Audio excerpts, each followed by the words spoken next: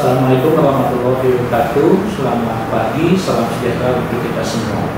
Pada minggu yang lalu, saudara sudah membahas perkuliahan mengenai perangkat hukum perdagangan internasional. Untuk minggu ini kita akan memulai materi baru, yaitu materi tentang prinsip hukum perdagangan internasional. Perlu kita ingat kembali bahwa hukum itu dapat diartikan baik dalam arti sempit maupun dalam arti yang luas. Hukum dalam arti sempit hanya meliputi norma saja, sedangkan hukum dalam arti yang luas bukan hanya meliputi norma, tetapi juga asas, kemudian proses dan lembaga. Perbedaan antara norma dan prinsip atau asas antara lain bahwa norma itu bersifat konkret, sedangkan prinsip atau asas itu bersifat abstrak. Menurut Alexander Goldstein, terdapat 3 prinsip dasar hukum perdagangan internasional. Yang pertama adalah prinsip dasar kebebasan berkontrak. Yang kedua adalah prinsip pacta sunt servanda. Dan yang ketiga adalah prinsip penyelesaian sengketa melalui lembaga arbitrase. Prinsip yang pertama adalah prinsip kebebasan berkontrak. Prinsip ini bersifat universal. Prinsip kebebasan berkontrak meliputi yang pertama adalah kebebasan untuk melakukan berbagai jenis kontrak yang disepakati oleh para pihak, kemudian kebebasan untuk memilih forum sengketa dagangnya, dan yang ketiga adalah kebebasan untuk memilih hukum yang akan berlaku terhadap kontrak yang telah dibuatnya, dan juga kebebasan-kebebasan yang lainnya. Prinsip kebebasan berkontrak ini memiliki batasan. Batasan yang pertama adalah tidak boleh bertentangan dengan undang-undang, kepentingan umum, kesusilaan, kesopanan, dan lain-lainnya. Dalam hukum nasional, prinsip kebebasan berkontrak ini dimuat dalam pasal 13-8 ayat 1 KUH Perdata. Prinsip yang kedua adalah prinsip pacta sunt servanda. Prinsip ini sama seperti prinsip sebelumnya, yaitu adalah berlaku secara universal dan ada dalam setiap sistem hukum negara di dunia. Secara sederhana, prinsip ini dapat diartikan bahwa janji itu harus ditepati. Prinsip ini mensyaratkan bahwa kesepakatan atau janji atau kontrak yang telah dibuat oleh para pihak harus dilaksanakan dengan etikat yang baik. Di dalam hukum nasional, prinsip pacta sunt servanda tercermin dalam pasal 13-8 ayat 1 dan ayat 3 KUH Perdata. Prinsip selanjutnya adalah penyelesaian sengketa melalui lembaga arbitrase. Arbitrase dalam perdagangan internasional merupakan forum penyelesaian sengketa yang semakin umum digunakan. Terus arbitrase sudah semakin banyak dicantumkan dalam berbagai kontrak-kontrak dagang. Alasan mengapa arbitrase lebih sering dipilih oleh para pihak sebagai forum penyelesaian sengketa antara lain: yang pertama, arbitrase dipandang netral. Arbiter merupakan seorang ahli yang dianggap memiliki keahlian dan tidak berpihak.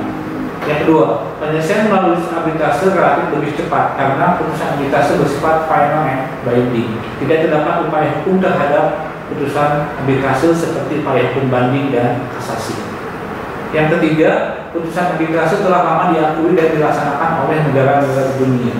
Jaminan terhadap pengakuan pelaksanaan putusan arbitrase asing terdapat antara lain dalam Konvensi New York tahun 1958. Pengaturan arbitrase dalam hukum nasional terdapat dalam Undang-Undang Nomor 30 Tahun 1999 tentang arbitrase dan alternatif penyelesaian sengketa. Prinsip berikutnya adalah prinsip non-diskriminasi. Setiap negara yang melaksanakan perdagangan internasional tidak boleh berlaku diskriminatif terhadap satu pihak. Prinsip ini merefleksikan prinsip kesamaan hukum terhadap setiap pihak. Tindakan diskriminasi dapat dilihat baik dari tujuan dan juga dari akibat. Prinsip non-diskriminasi termuat dalam alinea ketiga 45 Undang. Prinsip berikutnya adalah prinsip national treatment. Berdasarkan prinsip ini, suatu negara harus memberikan perlakuan atau kebijakan hukum yang sama terhadap produk di dalam negeri dengan produk luar negeri yang akan masuk ke dalam pasar negaranya.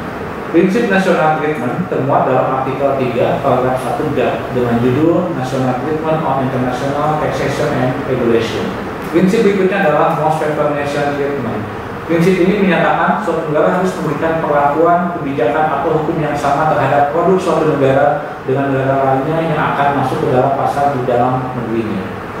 Inti dari prinsip ini adalah pelarangan diskriminasi terhadap mitra dagang. Sebagai contoh, misalnya Indonesia menerapkan pajak untuk mobil impor di Belanda sebesar 10%. Nah, kemudian Indonesia tidak boleh menerapkan pajak sebesar 20% kepada Prancis. tetapi harus sama seperti yang diterapkan kepada Belanda, yaitu 10%.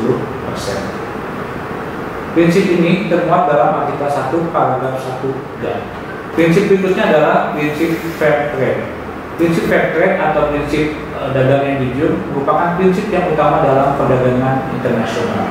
Tanpa prinsip fair trade, perdagangan internasional tidak mungkin terwujud. Prinsip ini terdapat dalam alinea ketiga, muka 5 dan prinsip berikutnya adalah prinsip resiprositas. Prinsip resiprositas atau timbal balik tercermin dalam pemberian khusus tertentu pada suatu negara yang biasanya tunduk pada suatu perjanjian bilateral atau praktik kebiasaan di antara negara.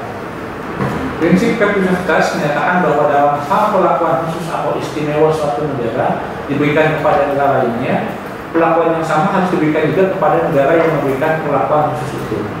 Prinsip resiprositas termuat dalam alinea 3 muka 5 dan prinsip selanjutnya adalah prinsip transparansi.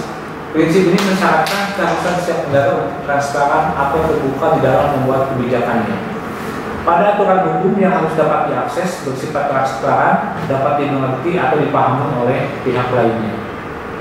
Di WTO, transparansi dicapai dengan 2 cara. Yang pertama, pemerintah harus memberitahu WTO dan sesama anggota tentang langkah kebijakan atau undang-undang tertentu melalui notifikasi reguler. 2. WTO melakukan tinjauan rutin terhadap kebijakan perdagangan masing-masing negara. Prinsip transparansi termuat dalam artikel 10 dan demikian materi yang dapat saya sampaikan untuk pertemuan kali ini yang telah membahas mengenai prinsip-prinsip hukum perdagangan internasional. Insya Allah kita akan berjumpa kembali di minggu berikutnya dengan materi yang lainnya. Sekian, selamat siang, assalamualaikum warahmatullahi wabarakatuh.